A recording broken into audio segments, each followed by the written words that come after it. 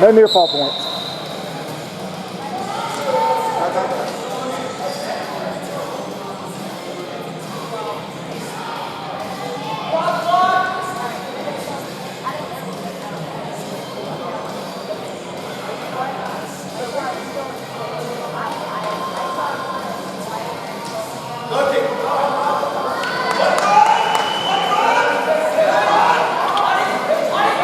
That's two.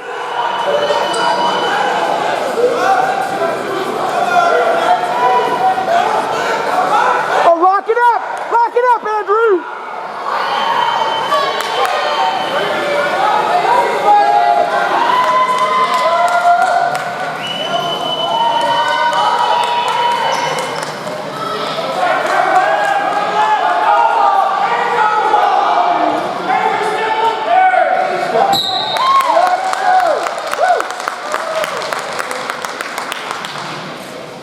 And the winner from Bristol High School, Andrew